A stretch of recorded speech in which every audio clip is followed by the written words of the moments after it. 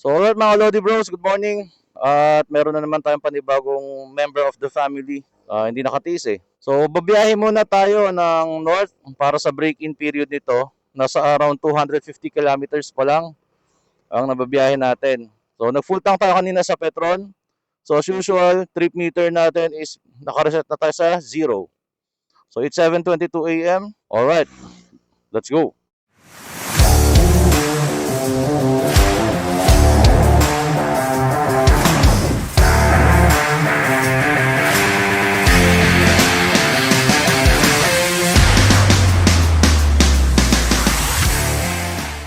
At so ayun na nga mga Lodi Bros, at biyahe muna tayo. Sobrang exciting kasi first time kasi namin bumili ng maxi scoot na nasa 150cc category. So usually kasi binibili namin mga 125 lang eh. Pero since medyo na-miss ko yung kahit pa paano may konting sipa, so ito yung binili namin. So gagawin natin ng thorough review ito at ilan pang mga content para sa mga gustong bumili at maging guide ninyo para before malaki bumili, ano ba yung mga pwede nyong i-expect sa motor na to. So for now, chill ride muna tayo, alalay lang tayo sa ating throttle. Hindi natin masyadong tinatasan yung RPM para at least mas maganda yung mating ng ating mga engine components. So nabanggit ko na rin yan ilang beses sa ating mga nakarang mga vlogs. So first stop natin is Roxas, Palawan. That's 135 kilometers away. Average speed tayo mga 55-60. Kung medyo sisipag-sipagin pa tayo at magandang panahon, dediretso tayo ng Taytay, Palawan. Kasi doon mayroong Andox. Eh dito sa Puerto Princesa, nagtataka akong syudad dito walang Andox, doon meron. So matagal-tagal na rin tayo hindi nakakakain sa Andox eh. So napakaganda ng panahon. God is good. Sana ganito lang hanggang mamaya, makulimlim, wag lang umulan. So expect natin na nasa tipid mode tayo, nasa 1/4 throttle lang tayo most of the time. Konting piga lang kasi umuusad na yung motor eh. So ang ating average fuel consumption sa ngayon is 53.2. Pero tingnan natin sa actual, gagamitan natin ng lagi natin ginagawa yung full tank method. Kasi para sa akin yun yung mas accurate. Tapos gagawan din natin to ng separate vlog na was mode naman. So by the way, kasama natin si OBR, si Teacher Forts. Yan, para meron man tayong kakwentuhan mamaya. Hindi ka away sa ride. Ang ating official angkas. So just sit back, relax and enjoy. Update namin kayo kapag nandun na tayo sa Roxas, Palawan at magpapakarga ulit tayo. Alright.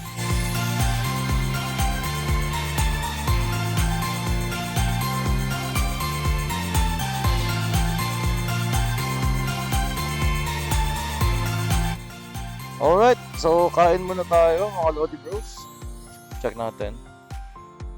Masarap to, longganisa. Longganisa po, magkano?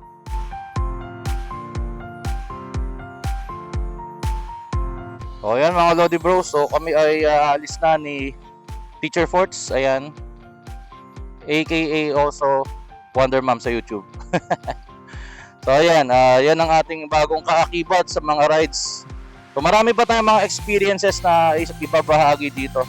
So for now, fuel consumption test tayo ulit at babiyahe na tayo ng Roxas, Palawan. Nasa kalahati pa lang tayo. So kilometer 135 ang next stopover natin.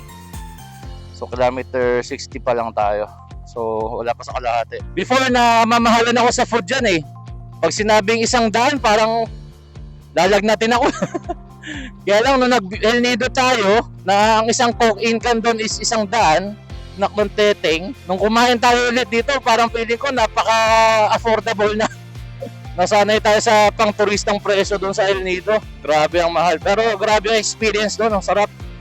Nakasama natin doon si Pearl Hung, yung ating bunsong kapatid. So mapalad tayo at nakatanggap tayo ng libreng tour. Alright. So shout out Pearl Hung. So kasama natin doon yung aking mga kapatid. Sila PH Moto tsaka si Pat Spearfishing. Right now, we are 316 kilometers sa odometer. So, still under break-in period. Ina-enjoy lang natin ang mga views. At nabawasan na ang ating fuel bar ng 2. So, isa lang yan sa mga masasabi ko na medyo, sabi natin slightly drawback ni Lexi, no? Medyo maliit yung kanyang tangke para sa kanyang displacement. Can you imagine 4.2 liters, 155cc? Same sa fuel tank capacity ng Gravis na 125cc lang. So, gagawin pa natin to ng thorough review. Antayin nyo lang yan mga Lodi Bros. Sunod-sunod ang vlog natin ngayon. At malalaman nyo rin kung ano yung mga goods and not so goods sa motor na to. Gagawin din natin separate review rin yan. So, for now, i-enjoy lang natin tong biyahe na to. And also, nakalagay dito sa ating average fuel consumption is 52.8.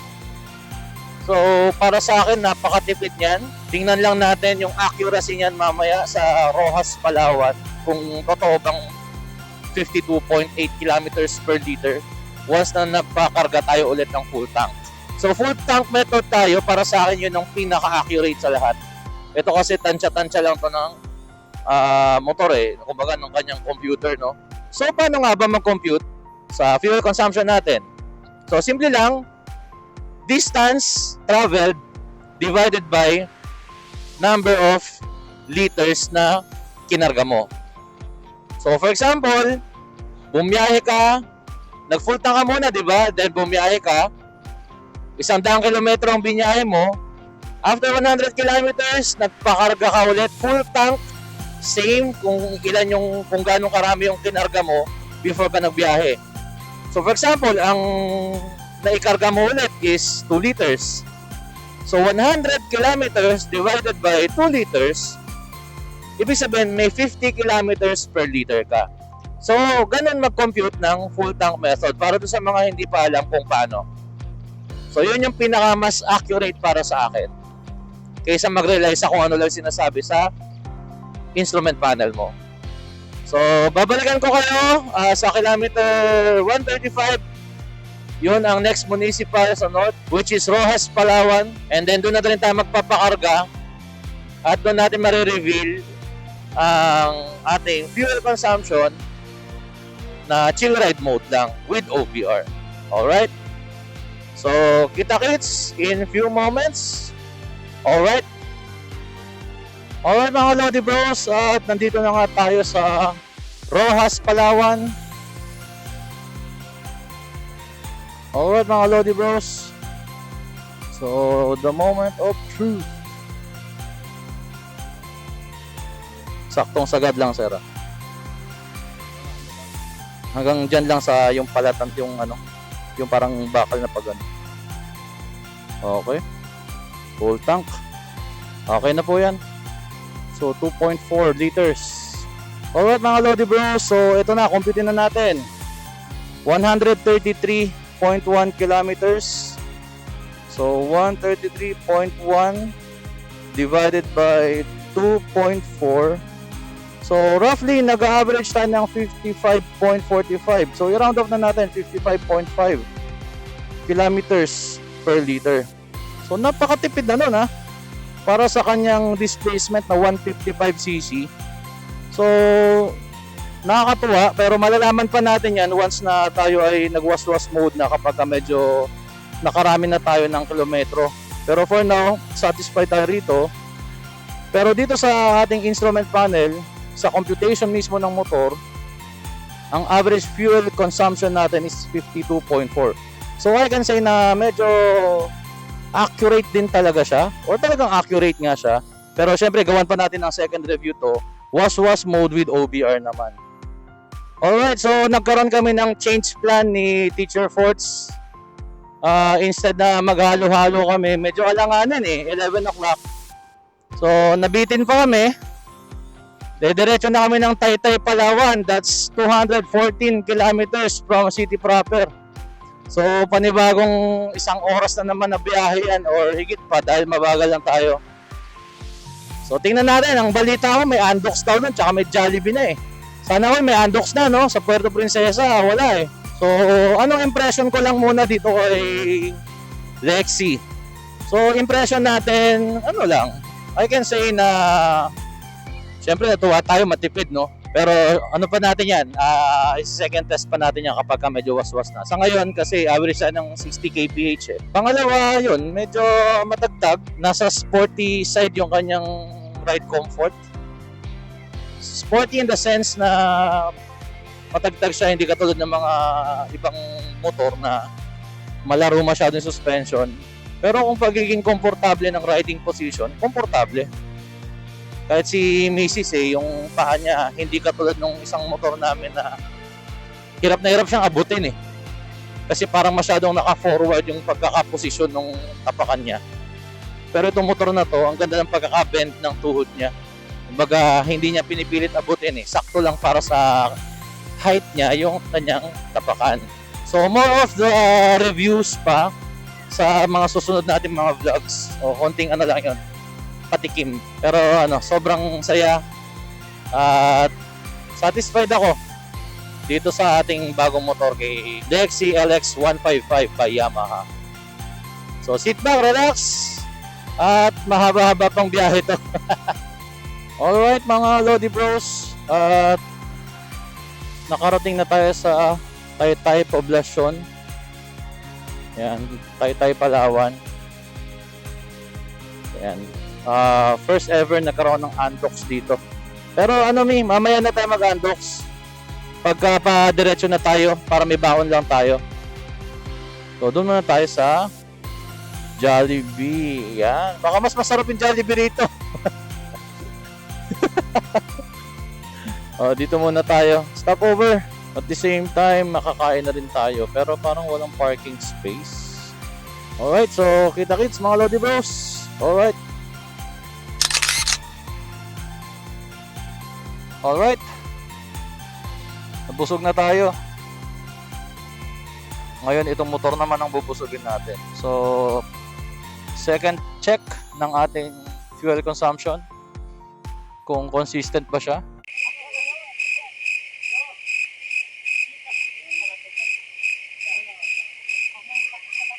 Full tank. Ayan, sakto. Full tank. 1.5 liters. Alright, so compute ulit tayo mga Lodi Bros. So, kanina ang kinarga natin is 2.4 tsaka 1.5 ngayon. So, 2.4 liters plus 1.5, that's a total of 3.9 liters. Total distance travel natin ngayon is 206 kilometers. So, 206 kilometers divided by 3.9. So, naglalaro pa rin siya sa more than 50 kilometers per liter. So, 52.8. Round off na natin sa 53 kilometers per liter. Kasi may mga part na sobrang ahon din talaga kanina. But still, para sa 155cc, sobrang tipid na niya. So, sobrang satisfied. Pero gagawin natin to ng part 2. Was mode with OBR naman. Siguro ibang ruta na naman tayo. At eto na nga mga Lodi Bros. Pauwi na sana kami. Kaya lang naisip namin 60 kilometers na lang rin. El Nido Palawan na. So, ayun. Tinopak na naman kami. Palayo na naman. So, tuloy-tuloy lang ang ating break-in para maiwasan natin yung mga ganyang pangyayari o muusok. Hindi naman dituti ang motor natin. Medyo mahigpit tayo pagdating sa break-in period. So, masayang-masaya ako sa purchase namin na Lexi 155. And pag-usapan na rin namin na ang itatawag namin dito ay si Maliksi. Kasi agile yung motor. Isa sa mga reasons kung bakit agile siya is hindi masyadong makapal o hindi masyadong mataba, malapad ang kanyang mga gulong. So, kasama yan sa mga babanggitin natin sa review natin sa mga susunod pang mga vlogs. So, abangan nyo lang. And on the way na kami sa El Nido, Palawan. 275 kilometers away sa Puerto Princesa. So, bahala na. Basta magmotor kahit saan. So, just sit back, relax, and enjoy. Update na lang mamaya. Alright. Alright mga Lodi Bros, at nandito tayo ngayon sa El Nido.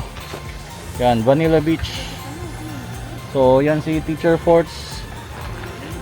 Siya nang nag-drive mula Taytay hanggang El Nido para makapahinga naman tayo. Ang sarap pala magbiyahe, no? Pagka angkas ka lang. Para akong Disney Prince eh. So ito na ang ating motor, si Maliksi. Yan, oh. Ganda, di ba? So ang biyahe natin is nag-average tayo ng mga 53 kilometers per liter combined na yon. So hindi na masama para sa 155cc na displacement at ganun siyang katipid. Average speed natin is 65 kph na. So mamaya medyo waswas na naman tayo kasi para hindi rin tayo gabihin. Gawan natin ng content, panibago na naman sa susunod. So sana abangan ninyo and magre-relax muna kami. Masakit na sa puwet eh, kanina pa. So by the way, ang El Nido pala is 270 kilometers away from Puerto Princesa. So yan, medyo nakakapagod din talaga pero enjoy naman kasi ang sarap sa feeling ng nagbabiyahe ng ano eh. Meron kang bagong motor, di ba? Alright. So yun lang, maraming salamat sa panonood mga Lodi Bros. Sana abangan niyo mga susunod natin mga content tungkol dito sa Lexi 155 ng Yamaha. And this has been your bro nagsasabing always ride safe and stay alive. God bless.